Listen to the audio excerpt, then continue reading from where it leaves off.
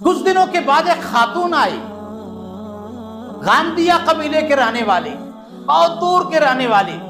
وہ کہنے لگی یا رسول اللہ، یہ جو پیٹ میں بچہ ہے یہ ناجائز ہے، مجھے سنسار کر دیجیے۔ کوئی دیکھنے والا نہیں، کوئی پکڑنے والا نہیں، کوئی رجسٹر لکھنے والا نہیں۔ حضور نے فرمایا جاؤ، جب بچہ پیدا ہو جائے تب آنا۔ چلے گی۔ حضور نے یہ بھی نہیں کہا کہ نوٹ کر لو۔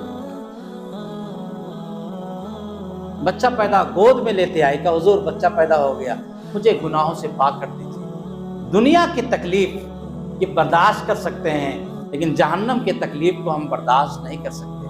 اللہ کے پاس ہم کس منہ سے جائیں گے گناہ، جب تک کہ ہم پاک و صاف نہ ہو جائے۔ قد افلح من زکاہا وقد خاب من دساہا۔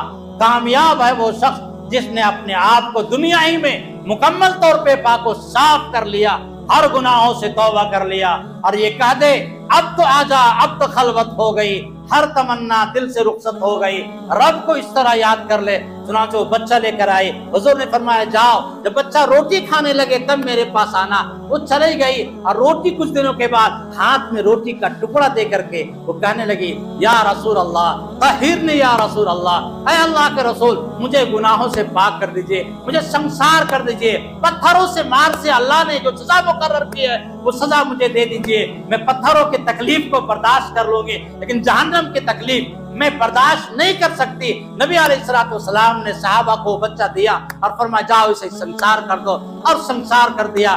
نبی علیہ السلام نے فرمایا کہ اگر بڑا سا بڑا ظالم بھی اس طرح سے توبہ کر لے گا، اللہ اس کی توبہ کو قبول کر لے گا۔ اس طرح اس نے توبہ کیا ہے۔ میرے بھائیو، اصل چیز کیا ہے؟ وہ تقوی صحابہ کے اندر موجود تھا، خوف خدا موجود تھا، ان کے اندر گناہ اگر ہو گیا تھا، کوئی گواہ موجود نہیں تھا، کوئی دیکھنے والا موجود نہیں تھا، کوئی لکھنے والا موجود نہیں تھا، اس کے باوجود وہ اللہ کے نبی کے دربار میں اپنے آپ کو پیش کر دیا کہ مجھے گناہوں سے پاک کر دیجئے، کہ ان کو معلوم تھا کہ رب کے پاس جانا ہے، اور رب کے پاس حساب و کتاب ہمیں دینا ہے، اور ہمیں رب کے پاس کھڑا ہونے کی طاقت نہیں ہے۔